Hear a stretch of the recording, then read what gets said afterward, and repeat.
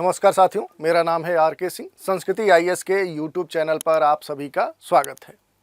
आज हम चर्चा करने वाले हैं एक बड़े ही गंभीर आरोप के बारे में। ये जो आरोप लगाया जा रहा है, ये रूस और यूक्रेन जो वार छिड़ा हुआ है, इसी के संदर्भ में आज चर्चाओं में है। बात करें कि आखिर ये आरोप, ये संगीन जो आरोप लगाया जा रहा है, ये आखिर है क्या।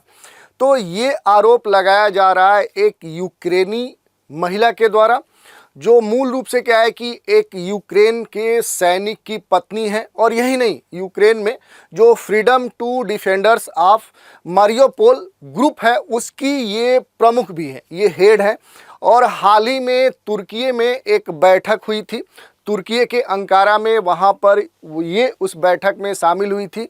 और वहीं पर रूस के ऊपर, या कह सकते हैं कि रूस के राष्ट्रपति पुतिन के ऊपर कई सारे गंभीर आरोप लगाए हैं। उसमें जो सबसे संगीन आरोप है जो लगाया गया है या दावा किया गया है, वो ये है कि रूस क्या कर रहा है कि सैनिकों के शवों से अंगों को निकाल कर उनकी ब्लैक मार्केटिंग कर रहा है। ये गंभीर आरोप इस यूक्रेनी, कह सकते हैं, महिला के द्वारा लगाया गया है कि जो रूस की सेना है, वो यूक्रेन और रूस वार के बीच में जो भी यूक्रेनी जो बंदी हैं या जो मारे गए हैं, या कह सकते हैं कि इस प्रकार के वार में जो भी यूक्रेनी सैनिक हैं, उनके साथ ये घटना रूस के द्वारा की जा रही है। तो ये चर्चा का विषय है। तो इसी से जुड़े हुए जो भी महत्वपूर्ण पहलू होंगे, उन पर हम चर्चा करने वाले हैं। चलिए देख लेते हैं। सबसे पहले अगर हम न्यूज़ की बात करें कि आखिर ये न्यूज़ चर्चा में क्या है, तो रसिया यूक्रेन जो वार चल रहा है, इसी के संदर्भ में ये न्यूज आई है। और ये कहा जा रहा है कि सैनिकों के शवों से अंगों को निकाल कर बेच रहा है रूस। और ये जो आरोप है, ये किसने लगाया है, तो एक महिला है जिनका नाम है लारिसल्वा, उन्होंने ही ये आरोप लगाया है। और उनके जो पति हैं, इस वार में रूस के द्वारा बंदी भी बनाए गए हैं। और उन्होंने ही ये संगीन जो अपराध है, ये रूस के ऊपर लगाया है। यही नहीं, इनका ये भी कहना है कि यूक्रेन के जितने भी मृतक सैनिकों की बॉडी रूस ने यूक्रेनियों को दिया है या यूक्रेन को वापस किया है, या जो भी बॉडी यूक्रेन को मिले हैं, उनके साथ ये स्थिति देखने को मिली है कि उनकी जो बॉडी है, उनका जो डेड बॉडी है, वो छत बिछत है। उनके कई सारे जो ऑर्गन्स हैं वो गायब हैं, वो निकाल लिए गए हैं। यही नहीं, इसमें ये भी कहा जा रहा है कि उनको मारने से पहले उन सैनिकों को काफ़ी टार्चर करने के भी सारे प्रूफ देखने को मिले हैं। तो ये गंभीर आरोप लगाया है ये महिला ने। और इसी के संदर्भ में इन्होंने ये कहा है कि रूस बड़े स्तर पे ब्लैक मार्केटिंग कर रहा है और इस कारण से दुनिया को एक साथ आने की ज़रूरत है। इन्होंने ये आह्वान किया है। तो यही आज न्यूज़ चर्चा में है। और कहें तो ये एक बड़ा मुद्दा है। अगर किसी भी इस तरह के बड़े देश के ऊपर अगर कोई आरोप लगता है, तो ये सोचने वाली बात है कि क्या इसमें कोई सच्चाई है। चलिए देख लेते हैं कुछ अन्य बातें। अगर हम बात करें तो इस समय क्या है कि हाल ही में तुर्की में एक बैठक हुई थी, और वहीं पर ये जो यूक्रेनी सैनिक की जो पत्नी है, जिनका नाम लारिसल्वा है, ये उस बैठक में गई थी, शामिल हुई थी। और ये बैठक तुर्की के अंकारा में हुई थी। और इसी बैठक में युद्ध बंदियों के परिवारों के प्रतिनिधि और तुर्की में यूक्रेनी राजदूत जो वासिल वोदनार हैं, वो भी इसमें भाग लिए। यही नहीं, साल्वा ने तुर्की के जो राष्ट्रपति हैं रेसेप तैयब एर्दोआन, इनसे भी रिक्वेस्ट की है, इनसे भी आग्रह किया कि वे यूक्रेनी और रूस युद्धबंदियों के स्वास्थ्य निगरानी के लिए क्या करें, तो एक चिकित्सा आयोग की स्थापना करें। और इसके लिए, इसके समर्थन में वो आए, वो इसके लिए अपील करें ताकि इसकी स्थापना की जा सके। और उन्होंने तुर्की से जो युद्धबंदी हैं, उनके प्रत्यावर्तन से संबंधित जो मानवीय चिंताएं हैं, उनको दूर करने में जो मध्यस्थता है, उसकी भूमिका निभाने की भी अपील की। तो ये जो बैठक हुई, इसी बैठक में इस महिला ने ये जो संगीन आरोप हैं ये रूस के ऊपर लगाए हैं। अब देखिए, इसमें अगर हम इस पूरे मामले को एक बार समझने का प्रयास करें तो आप जानते हैं कि काफ़ी समय पहले से जो रूस है और जो दूसरा यूक्रेन है, इनके बीच में क्या है कि एक वार छिड़ा हुआ है और ये जो युद्ध है ये रुकने का नाम नहीं ले रहा है। क्यों नहीं ले रहा है? तो ये दोनों पीछे हटने का नाम नहीं ले रहे हैं और इसमें खास तौर पे जो यूक्रेन है वो घुटने नहीं टेक रहा है। और इसी कारण से अगर बात करें तो ये जो वार है ये लंबा खींचते जा रहा है। यही नहीं, विश्व के कई सारी जो महाशक्तियां हैं वो भी प्रत्यक्ष या अप्रत्यक्ष रूप से इस वार में उतर चुकी हैं। इसी कारण से ये कहा जा रहा है कि इसमें बड़े स्तर पे दोनों देशों के सेनाओं के संदर्भ में देखें तो बहुत सारे सैनिक मारे गए हैं। खास करके इस युद्ध में अगर यूक्रेन की बात करें तो यूक्रेन के बहुत सारे सैनिक मारे गए हैं और वर्तमान में एक आंकड़ा है कि 10,000 से भी अधिक क्या है कि जो यूक्रेनी सैनिक हैं उन्हें रूस ने बंदी बना लिया है। और इसी संदर्भ में ये कहा जा रहा है कि ये जो सैनिक बंदी बनाए गए हैं इनमें से कुछ बंदियों को रूस ने रिहा भी किया है, या ये कह सकते हैं कि इस वार में जो यूक्रेनी सैनिक मारे गए हैं उनके डेड बॉडी को रसिया ने इन्हें वापस किया है। और इसी संदर्भ में ये गंभीर आरोप इस महिला ने लगाए हैं। इस महिला ही ने नहीं लगाए हैं, बहुत सारे कह सकते हैं कि ऐसे इसमें स्टेटमेंट आए हैं। जैसे एक माँ है जो ये स्टेटमेंट दी है कि उनके परिवार के एक सैनिक के साथ बहुत ही बुरा व्यवहार किया गया है।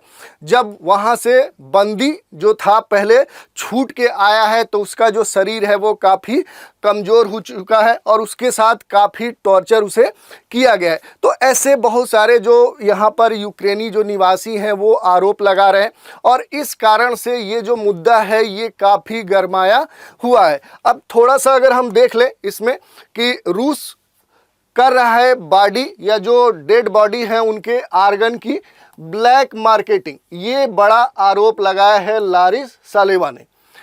इस आधार पर लगाया कि इन्होंने ये कहना है कि जो 100 लौटाए जा रहे हैं वो छत बिछत हैं, उनकी जो स्थिति है वो ठीक नहीं है और इस कारण से इनका आरोप है कि उनकी डेड बॉडी के साथ छेड़छाड़ की गई है। और इसीलिए इन्होंने कहा है कि selling organs of dead prisoner, यानी मृत सैनिकों के जो अंग हैं उसको चुरा कर रूस बेच रहा है। और रूसी सेना क्या है कि ऐसे जो डेड बॉडी जिनको इन्होंने लौटाया है उसमें से क्या है कि बहुत सारे जो ऑर्गन्स हैं वो गायब हैं और वापस आए हुए जो सैनिक हैं उनकी हालत इतनी ख़राब है कि उन्हें तत्काल मेडिकल सुविधा की आवश्यकता पड़ रही है। तो ये बातें कही गई हैं इस आरोप में। अब इसके अलावा अगर हम बात कर लें कि इस पूरे आरोप में जो रूस है उसकी प्रतिक्रिया क्या आई है, तो देखिए जो रूस है उसने इन आरोपों को पूरी तरह से खंडित किया है, इनकार करते हुए ये कहा है कि ये जो भी स्टेटमेंट आ रहे हैं ये नकली यूक्रेनी नागरिक हैं और रूस के प्रति नफरत फैलाने के दृष्टिकोण से क्या है कि ये जो अफवाह है ये फैलाई जा रही है और इसका खंडन करता है रूस।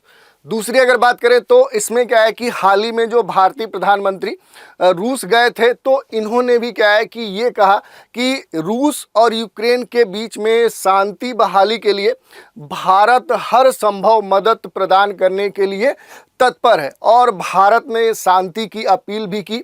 मोदी जी यहाँ पर गए हुए थे, उन्होंने ये भी कहा कि कोई भी समाधान युद्ध नहीं होता है, समाधान क्या होता है वो बातचीत होता है। और इसके लिए भारतीय प्रधानमंत्री नरेंद्र मोदी ने रूस के राष्ट्रपति पुतिन से अपील भी की है। तो ये अब तक का ये पूरा मामला था। इसमें अगर हम बात करें तो जो मानव अंग तस्करी है उसकी थोड़ी सी चर्चा कर लेते हैं। तो जो मानव अंग तस्करी है इसका कोई सर्वमान्य परिभाषा तो नहीं होती है, लेकिन सामान्य तौर पे क्या है कि जो अंग तस्करी है ये अंगों को चुराने उसको अवैध तरीके से निकालने, उसके खरीदने, उसके बेचने से जुड़ा हुआ एक क्रिया है, जिसमें अगर हम बात करें तो शोषण, जबरदस्ती, धोखाधड़ी, ऐसे क्रियाओं का उपयोग करके इसे संचालित किया जाता है। और कई बार आपको प्रत्यारोपण पर्यटन की भी चर्चा देखने को मिलती है कि आखिर प्रत्यारोपण पर्यटन होता क्या है। तो देखिए, बेचने या प्राप्त करने के उद्देश्य से यदि हम किसी भी देश की यात्रा करते हैं तो ये क्या कहलाता है कि प्रत्यारोपण पर्यटन। यानी अगर आपको कोई अंग की ज़रूरत है, अगर आप कोई अंग अपना प्रत्यारोपित करवाना चाह रहे हैं और इस दृष्टिकोण से किसी देश, किसी क्षेत्र की यात्रा करते हैं, तो ये जो एक टूरिज्म है, इसी को हम प्रत्यारोपण टूरिज्म कहते हैं। अब इसमें एक प्रश्न उठता है कि आखिर इतनी तेजी से जो मानव अंग प्रत्यारोपण की डिमांड हो रही है वो क्यों हो रहा है। तो इसमें ये कहा जा रहा है कि इसके पीछे मूल जो कारण है वो केवल अपराध नहीं है, बल्कि क्या है कि मानव अंगों की जो मांग है वो तेजी से बढ़ रही है और वैध आपूर्ति के बीच में जो अंतर है, यानी जो डिमांड है और जो लीगल तरीके से आर्गन की जो सप्लाई है, इन दोनों के बीच में जो अंतराल है वो काफ़ी अधिक है।